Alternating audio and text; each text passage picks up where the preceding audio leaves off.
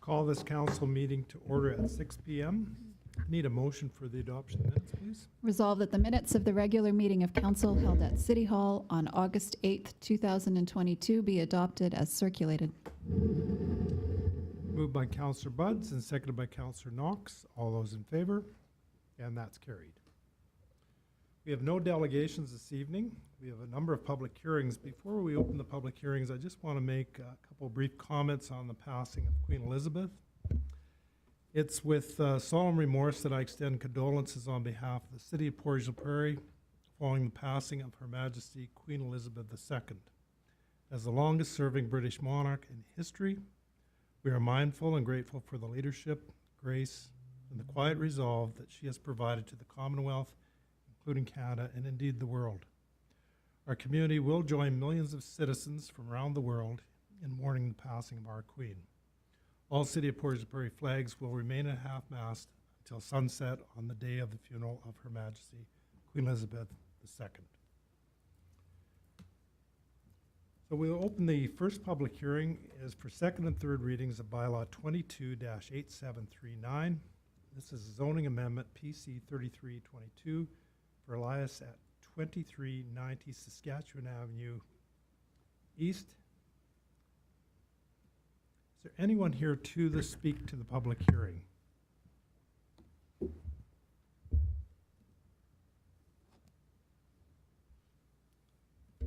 Entertain a motion to close the public hearing. Be it resolved, and I so move, that the public hearing for bylaw 22-8739, zoning amendment PC 33-22 for Elias at 2390 Saskatchewan Avenue, now be closed.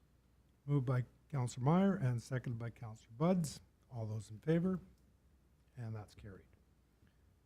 Okay, council, in front of you, you're going to see the report that indicates what the mayor just referred to. It's a possible second and third reading.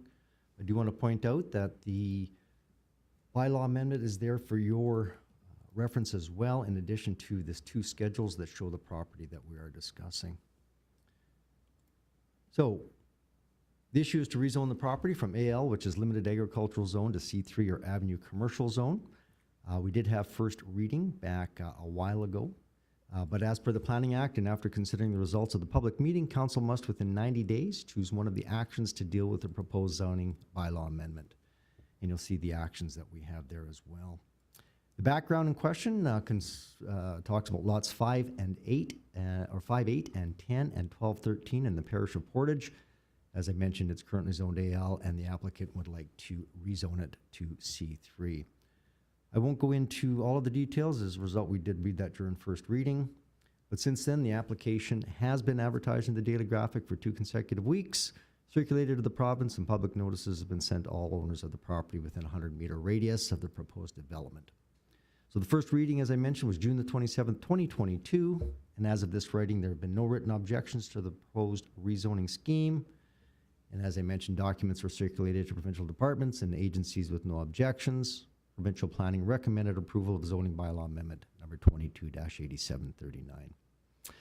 So with that said, it's the administrative recommendation, and I so move that the Council of the City of Portage la Prairie approve the application to rezone the land known as 2390 Saskatchewan Avenue East and legally described as lots 5, 8, and 10, and 12, 13, parish of Portage la Prairie from AL, or Limited Agriculture Zone, to C3, Avenue Commercial Zone, and that bylaw number 22-8739 be read a second time.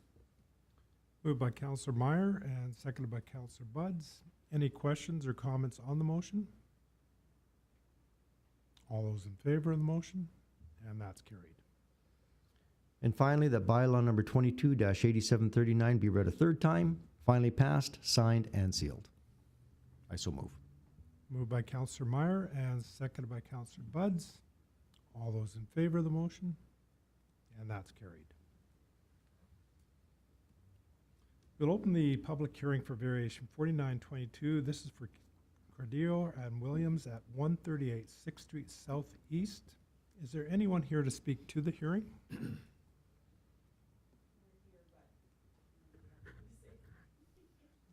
Just, you're willing to answer questions if council has any questions? Yes, absolutely. Okay. Would you state your name for the record, please? Dana Williams. Thank you. Council have any questions for the applicant? Okay, entertain a motion to close the public hearing.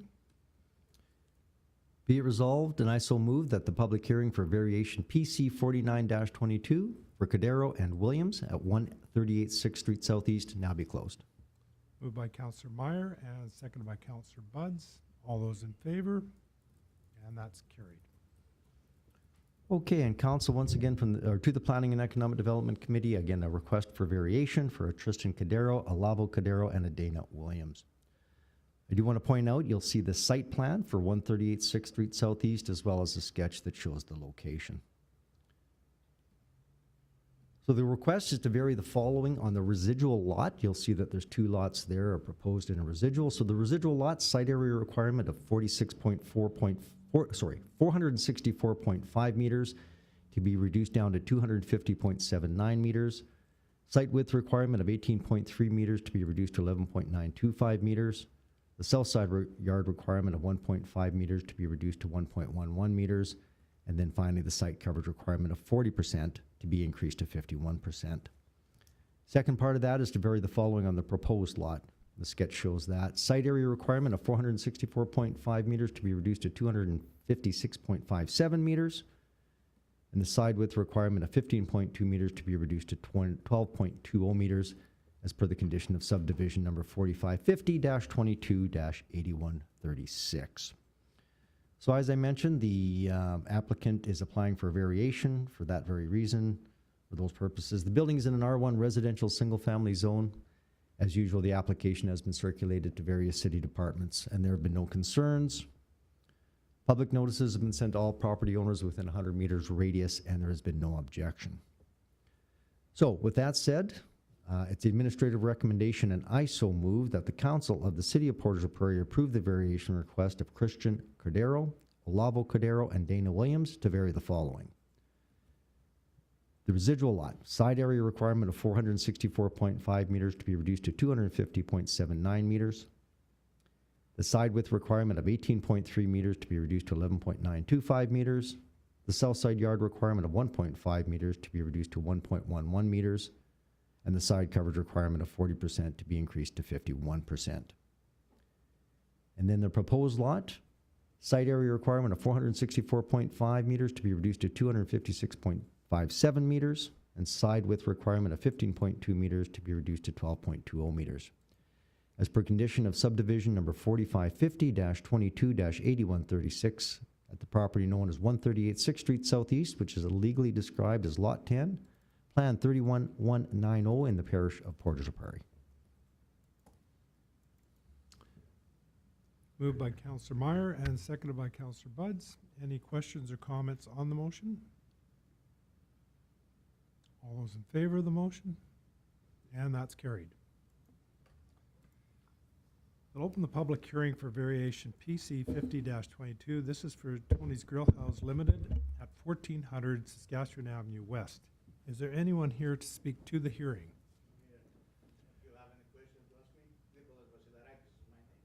Okay, thank you, sir. Did council have any questions for the applicant? Sir, could you spell your name for us, for the record? V-A-S-I-L-A-R-A-K-I-S.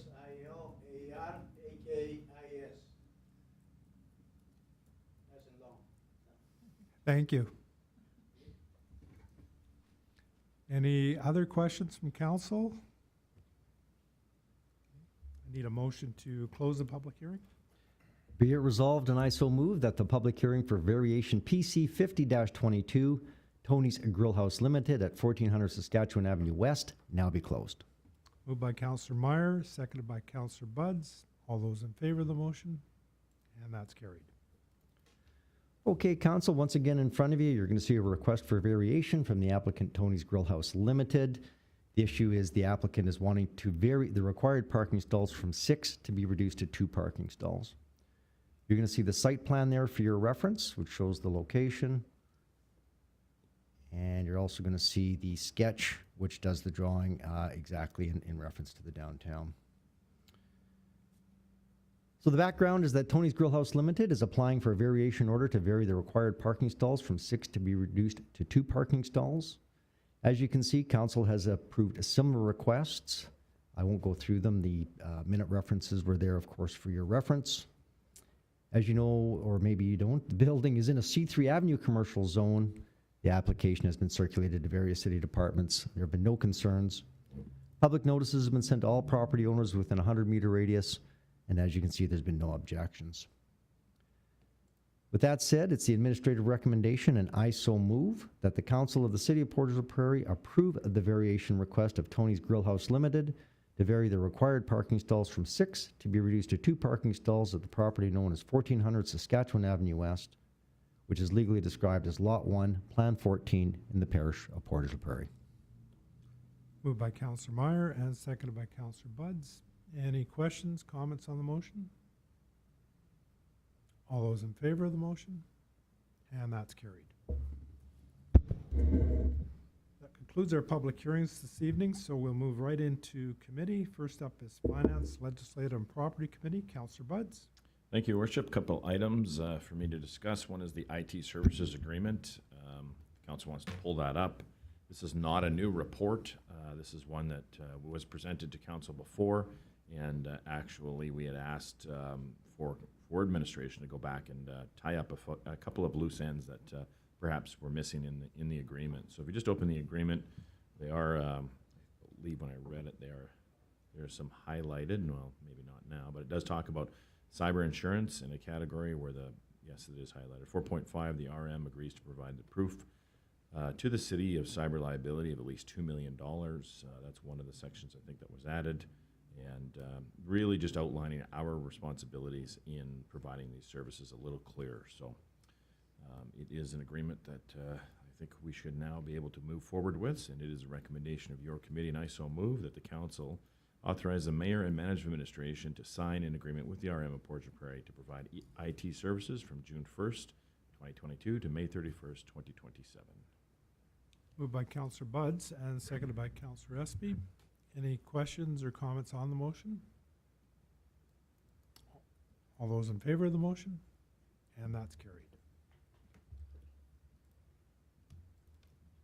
And my other item is for the approval of the auditors. And if you look at the alternatives, number one is to approve the auditors, and the other is there are no other alternatives. So tonight we will approve the auditors. We do this because it is a municipal requirement, and as you know, it went through a tender process, and we did give BDO LLP the contract for our audit, so this is more administrative function. This is really more administrative to satisfy a requirement that we have to do for the province. So it is a recommendation of the committee, and I so move that the council of the City of Portage la Prairie approve BDO LLP as the auditors for the City of Portage la Prairie for the 2022 fiscal year. Moved by Councillor Buds and seconded by Councillor Espy. Any questions, comments on the motion? All those in favor of the motion? And that's carried. I do have a couple of items in new business, but as far as my committee goes, that does conclude my report. Thank you, Councillor Buds. Councillor Myers, City Planning and Economic Development Committee.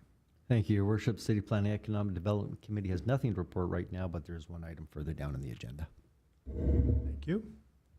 And Community Service Committee, Councillor Knox.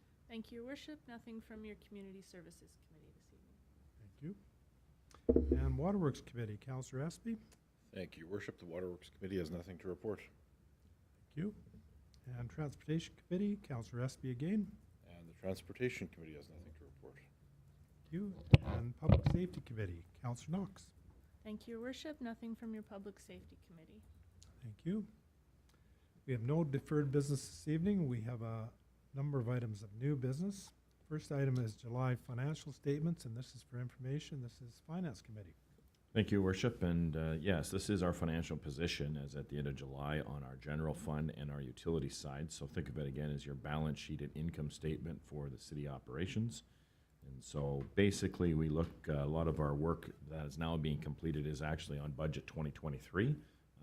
But it is having a good understanding of where we're going to end up in the year. And so You know, at the end of July, if you look on page 2 of 4 in the PDFs, we are at about $2.6 million ahead of budget at this point in time, which is very similar to where we were at the same time last year.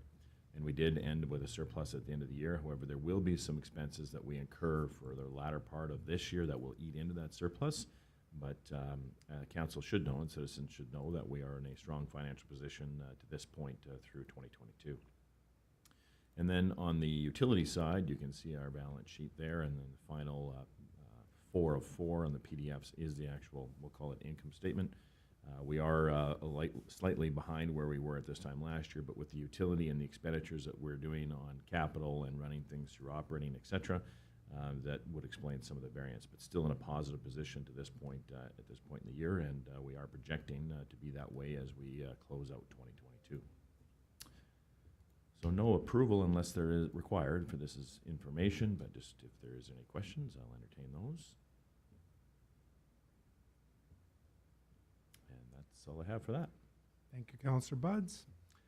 Next item of new business is the first reading of bylaw 22-8472. This is Water Treatment Plant Reserve Fund, and this is also Finance Committee. Thank you. And this bylaw is really to implement a new reserve for the upgrade and expansion of our water treatment plant, which is something that we continually talk about on how that's going, our planning, et cetera. And so we obviously have our own commitment that's required as it relates to this project.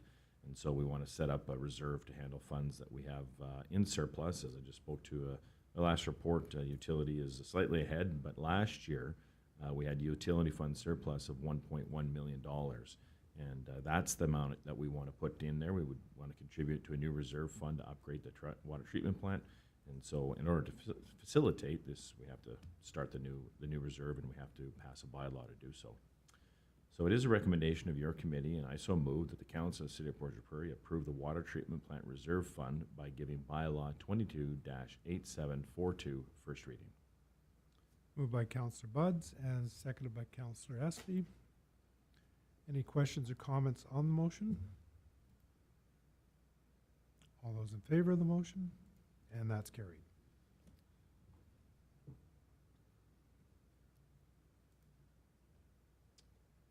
Next item of new business is the award tender for Phase 1 of the City Hall accessibility improvements, and this is Finance Committee. Councillor Buds. Yes, thank you once again. And as we know, we budgeted for and planned for some accessibility upgrades in this building. It's a challenging building, not only to have people with disabilities use this facility, but just the age of this building requires us to take a look at some of the things that we can do to make it a little bit more user-friendly. And so tender did close on Phase 1. And that does include installing a concrete ramp on the west side of the building, the installation of an accessible service counter with fire shutters, and the associated modifications to doors and stairways. And so this tender was prepared by Republic Architecture and was done on our website or advertised on our website as well as Merck's. And we did put aside some funds for this, which did fall short of where the numbers came in. So our project, we put aside $260. We will be short based on what we've come in with. Tenders have come back, and we do have, though, $50,000 that can be taken from our general contingency expense allocation. So the project will move forward, regardless of it being we're slightly shy in terms of what we budgeted. Should be noted that we have not worked with Blue Lake Construction in the past, but they have provided a list of experience in similar work and have planned to use several local subcontractors. So they did meet all of the requirements of the tender, and you can see the scoring there of Blue Lake. So it is a recommendation of your committee, and I so move that the the City of Portage la Prairie award the contract for City Hall accessibility upgrades as specified in RFP number 22, Ops 022 to Blue Lake Construction Limited for the amount of $310,000 plus GST. Moved by Councillor Buds and seconded by Councillor Espy. Any questions or comments on the motion? Councillor Knox, you had a question? Thank you, Your Worship. Mostly just a comment. I'm very happy to be approving this evening because this was a priority for us as a council when we started our term. And it just shows how sometimes projects like this take time when it comes to design and funding, etc. So this is a first step in helping make this City Hall accessible, and I know we have more future plans, but this is a great first step, so I'm happy to vote in favor of this tonight. Other questions or comments on the motion? All those in favor of the motion? And that's carried. The final item of new business is the July building reports. This is for our information, and this is city planning, economic development. Councillor Meyer. Thank you, Your Worship, and Council. I usually refer to the regional perspective for the RM in the city, but I am going to draw your attention just to the city one for this month. Just look at it a little bit differently. When you look at the year-to-date, year over year, I just want to note that the number of permits have been down from where they were last year at this time, but I want you to notice a significant significant increase in the values. I think what that really does go to show is that there's a significant amount of investment within the city of Portage la Prairie, and I really want to draw attention to specifically the commercial new, where there's been 3 new permits for a total of about 4.3 million just within city limits. So always good to see that. When you see things starting to move on that side, you know that there's some economic development taking place. To draw your attention to the July 22 combined totals, of course, for both the RM and the city, as we do tend to look at it from a regional perspective. Once again, the number of permits are down, but you're also going to see the values about $16 million more than it was comparable last year. So again, not only are we still experiencing some significant growth within our city, we're experiencing some significant growth within the RM as well, and it's just really good to see that happen. So if there's any questions, that's the end of my report. Okay, seeing no questions, we have no old business this evening, so council's adjourned at 6:21 p.m. And we'll move right into committee. And I'm happy to report committee is open to the media and it's open to the public.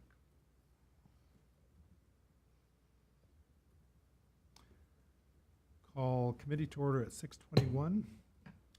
First up is Finance Legislative Property Committee, Councillor Buds. Thank you, Your Worship. Your committee has nothing to report. Thank you. And City Planning and Economic Development, Councillor Meyer. Thank you, Your Worship. Nothing on the agenda, but I just wanted to, if I was able to bring up a quick query. I've been approached by a few citizens within the 15th, 16th Street Southwest in regards to our disruption of water services and road closure. Although there's no real concerns from their part, I did maybe want to ask our city manager, maybe through to our director of operations, when we do make those road closures, and even though I'm speaking to a specific area, I know there's other areas of the city of Portage that will and continually be affected. I guess the question really is that do we supply any kind of potable water for them while this process is taking place? And how long does the process take from the time that the order is over and they do the testing and the boil water advisory is out there? Through your worship to Councillor Meyer, I'll refer that question to our Director of Operations, Ms. Louis Jobin. So those particular shutdowns were unexpected, so it's difficult to give as much notice as we would like on those types of cases. We don't normally supply potable water. There's usually people can get help from friends and neighbors, but it takes about 2 days to get test results back on the water. Once we've depressurized the line, then we do a test when we repressurize it, and it takes 2 days for those results to come back. I do want to mention this is something that the province, through the Drinking Water Act, enforces. Oftentimes there is very little shutdown, but we do follow the rules to a T, just to make sure that we're meeting all the requirements. Reverend, just a quick follow-up, if I may. How do we advise citizens when the boil water advisory is over? Is it just on our website? No, we would take out letters as well. Normally, if it's in a small area. If it was a huge area, as sometimes happens, we haven't had that happen in Portage, but in other cities, they would try to do it over the media rather than sending out letters to a large number of people. But when it's 1 or 2 streets, we would just normally take out letters. So it's still safe to say that anybody that has any concerns or wants to find out the timelines, our website's a really good place to go. I would trust that as well. Yes, for sure. Thank you very much. If I may, Your Worship, through yourself to Councillor Myra, I'll also add that there are going to be many utility shutdowns as we continue the utility work down Saskatchewan Avenue.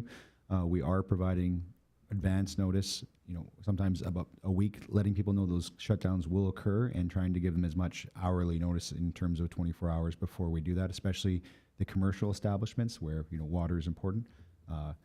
We do have to close those lines for 48 hours after depressurizing. That's a legislation requirement and obviously is important for safety, but we are giving them as much advance notice, and I have provided that communication through the chamber. Thank you very much. And that's the end of, I have nothing else in committee, Your Worship. Thank you, Councillor Meyer. Community Service Committee, Councillor Knox. Thank you, Your Worship. We do have coming to our next meeting our PCRC funding agreement once again for your review, and this is an agreement that will be for a 3-year term. PCRC is a very important community partner that we have in our community, doing lots of great things. Some big changes to look at, or a change to look at, is the cash contribution, which has gone from $35,000 annually to $50,000, but that is renewed every year of the agreement, so it's not locked in for 3 years. Other information, if you read the agreement, just tells all the things that they do and how we work together with them as a city. So you can review that, and we will vote on it at our next council meeting. Any questions for Councillor Knox? Councillor Buds? Thank you, Worship. When I look at the agreement, it is an update. However, the timing of it, I think I'd like a little bit more explanation of it, because we are currently still under agreement for a period of time, and it appears that we are approving something, doing a pre-approval for what purpose so early before this contract expires, or this agreement expires. Yeah, through Your Worship to Councillor Budd. So it was a request from PCRC board as they're headed into the end of the year to get the agreement approved and ready before the start of the next calendar year. So that was the request. Administration worked with them on that request and has brought it forward to the committee level for feedback from council before going to the council level. So as long as this gets approved before the end of the year, it's appropriate, is what you're saying, Mr. Pito? Or is this something that we need to do sooner? I'd be honest, we are heading into an election. This is something that is this is a budgetary, this is something that doesn't expire before the next council does an approval of an agreement like this. So, the timing, I wonder about it. If I may, through Your Worship, back to Councillor Buds, it was a request to bring forward to this agreement. This is at the committee level. It's council's will if they would like to move forward and approve it sooner. Obviously, if they want to approve it right up until the expiry of the contract, that's the choice of council. Okay, thank you. Any further questions? Waterworks Committee, Councillor Espy. Thank you, Worship. The Waterworks Committee has nothing to report. Thank you. And Transportation Committee, Councillor Espy. Thank you, Worship. The Transportation Committee has nothing to report. Thank you. And Public Safety Committee, Councillor Knox. Thank you, Worship. I just have a point of information for everyone. Last year, the RCMP have created a bike registry program for citizens in our community, because I think most of us are well aware that bike theft is an issue in Portage la Prairie. And so we have recently found a way to make that process easier, because prior you had to go to the station, get a registry, return it back to the RCMP station, and it was a little bit antiquated for that. So there is an online form that people can fill out, and you can find that on our Facebook page. But you're just providing information such as make, model, name, a photo of your bike. The reason that this is so important is because our RCMP need information in order to sort of deal with some of these things happening. What I'm told is the moment you notice that a bicycle is gone, the moment you notice, you need to report it, because they need to have a a report of a stolen bike in order for them to act on it. If somebody, say, reports that they see somebody walking down the street with a bike. So sometimes just putting it on Facebook that you're missing a bike isn't the best way to deal with it. You want to make sure you're making that report to the RCMP. Also keeping things like your receipt when you purchase a bike. I never realized that, but it's important for if they do find your bike and they're trying to press charges, that information helps those cases stick. But a good start is making sure that you have your bike registered so that we can help fight this problem in our community. Okay, thank you for that information.